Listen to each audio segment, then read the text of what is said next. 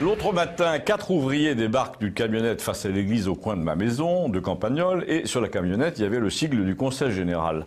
La fontaine chantait là au milieu des piaillements d'oiseaux, l'église était toute jaunie par le soleil, et nos ouvriers qui venaient de débarquer ont sorti un panneau assez lourd en métal, assez étroit aussi, pour le sceller au sol sur une plaque cimentée. Et sur le panneau, il y avait ce que les villageois ont appelé tout de suite un baratin culturel.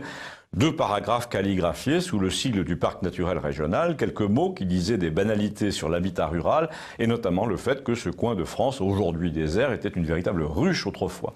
Mais il y avait aussi une photo, et cette photo représentait ma maison, ma propre maison de village, avec son balcon et sa façade étroite en 1880.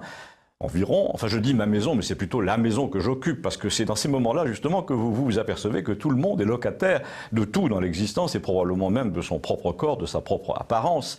Vous êtes un peu le Bernard l'ermite de ce qui vous entoure, et votre maison, celle que vous croyez posséder, n'est en fait qu'une coquille qui a été visitée par d'autres, en l'occurrence la mienne, par des dizaines d'autres depuis 1780. Du coup, vous mesurez la brièveté de l'existence en retraçant le nombre de propriétaires depuis 2 siècles, mais surtout, la chose frappante est le nombre, la quantité de gens sur la photo prise en 1880, de femmes notamment, avec ce chignon un peu affaissé. Vous savez qu'elles avaient toutes à cette époque, ce petit col de dentelle, ce tablier. Il y avait une enseigne de mercier sur la boutique, il y avait des enfants de 13 ans, le regard noyé de fatigue devant l'enseigne du maréchal Ferrand.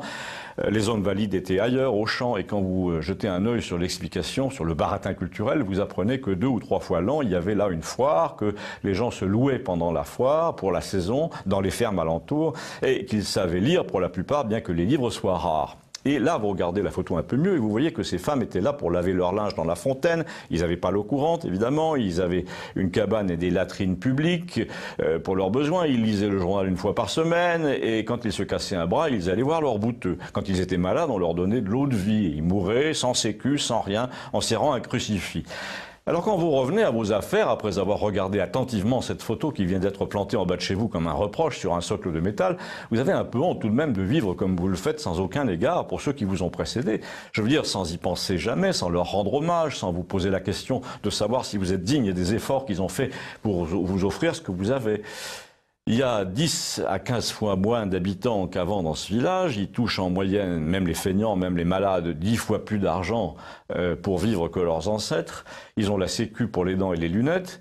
Et vous vous apercevez que la voiture du moindre ouvrier en retraite, désormais, est grande comme un carrosse et que toute la planète défile sur votre téléviseur à volonté et qu'avec les box Internet, si vous voulez un cours complet d'électricité, de plomberie, de pratique de la guitare, ça coûte plus rien, alors qu'avant, il fallait s'inscrire, aller au chef-lieu, payer des leçons. Les livres et la musique, aujourd'hui, sont disponibles à profusion, alors qu'avant, on se les prêtait pendant 10 ans.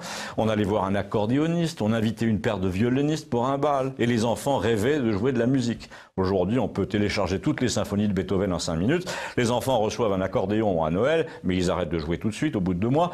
Finalement, les rapports entre les êtres se sont appauvris. Les gens ne désirent plus ce qu'ils ont. Ils se regardent pas beaucoup. Et entre cette époque où personne n'était jamais seul et la nôtre où tout le monde l'est plus ou moins, on se demande si nous n'avons pas raté quelque chose.